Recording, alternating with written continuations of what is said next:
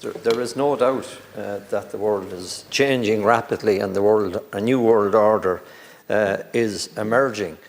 So I would like to join in the condemnation of Israel and to again agree with those that have spoken eloquently about what's happening in Gaza and to the Palestinian people. I think it's horrific, and we will certainly, as a world, look back on this period in shame because not enough is being done to stop it. I'm not talking about our government here.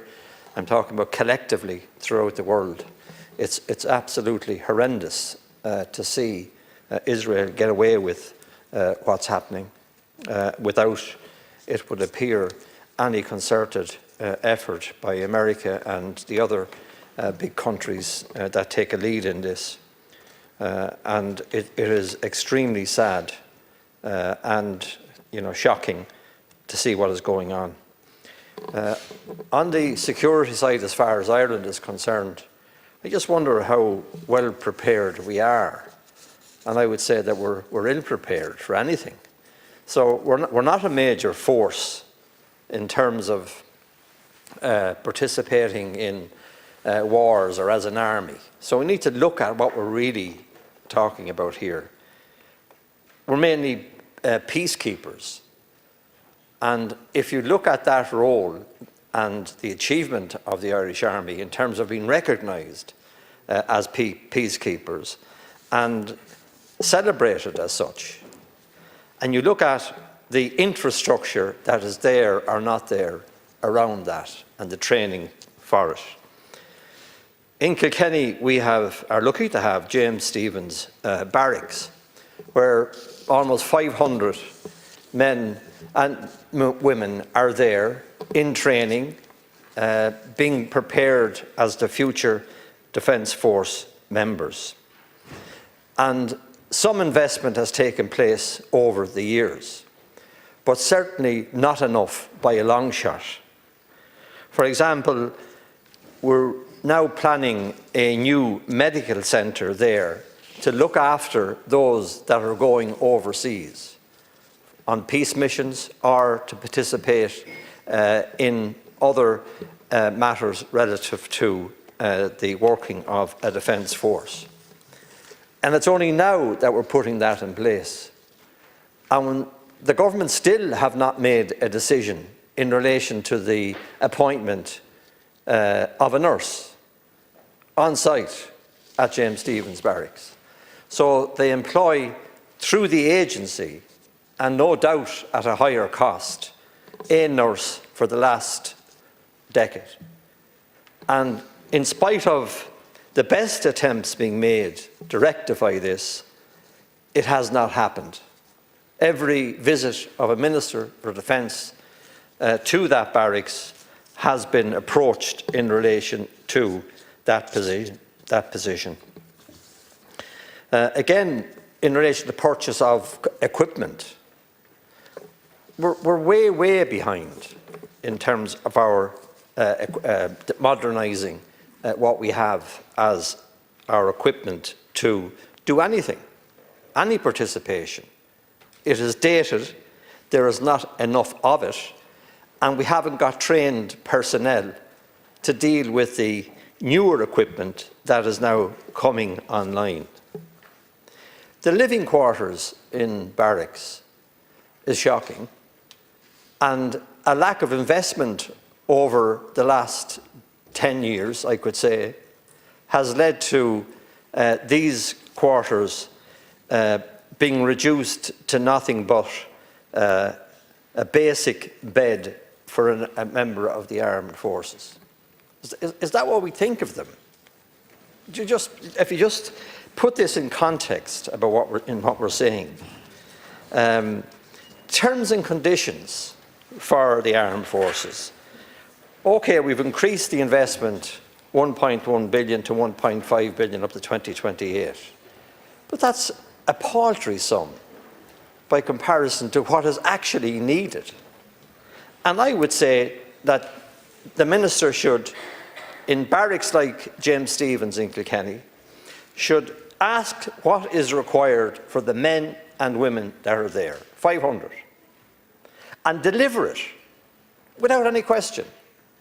If you want them to do a job, then train them, support them, equip them, and make sure that their pay and conditions match what they are expected to do.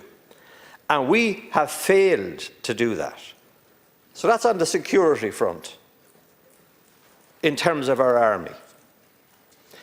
If you go to the SME sector then and trade, so we try to encourage the SME sector, get involved with the local enterprise office, skill up your workforce, commercialise your product and services, internationalise it, go through Enterprise Ireland and present on that international stage. Against huge opposition commercially, Irish companies have made their mark, and they are to be celebrated for the work that they are undertaking. But I can tell you that they are ill-prepared, poorly prepared for the world of commerce today and what's going to happen tomorrow. And yes, we can point to how they were supported during COVID, how they're supporting now, but that has nothing to do with the challenges that are being faced on a daily basis by those commercial entities. So what is Enterprise Ireland doing over and above what it already does to support in a way of funding our exporting companies currently? What are they doing to grow the new enterprise companies that will be exporting to a different world very, very shortly? Not enough is what I would say. So we need to do more for the local enterprise offices. We need to do more for Enterprise Ireland in terms of funding and supports to bring them up to speed so that they can support the companies to compete. And again, going back to my own constituency where you have Connolly's Red Mills, Glanbia, Sullivan's Brewing, State Street on the financial services side, Cartoon Saloon, Security Risk Advisors, and so on. A huge number of companies that are contributing to the export figures that are challenged and now being challenged in a new way to get into those markets. And we rightly speak about America, it's a big market. So is Asia, so is China, so is Taiwan. What are we doing to develop those markets? And let's not be hypocrites about Taiwan. There's 24 million people there. There is a one China policy, and I respect it, I understand it, so do the Taiwanese people. But we have a kind of a taboo about that.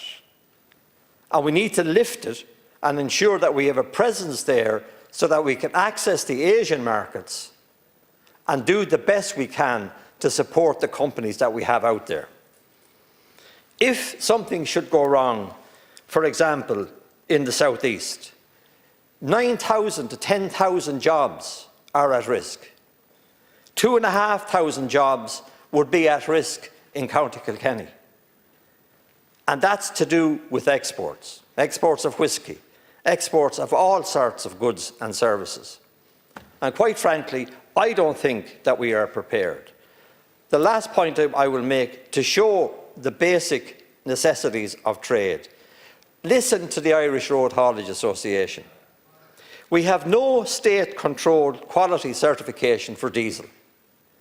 So they're getting a blended mix of diesel, going into their trucks, causing huge problems in terms of maintenance, and then causing problems with their cover for, and should anything go wrong with the manufacturer. And we're doing nothing about it, except putting more taxes on them. And I would say that we need to get to the basics. We need to take the steps necessary to be prepared, because we are not prepared by a long shot for security or for trade.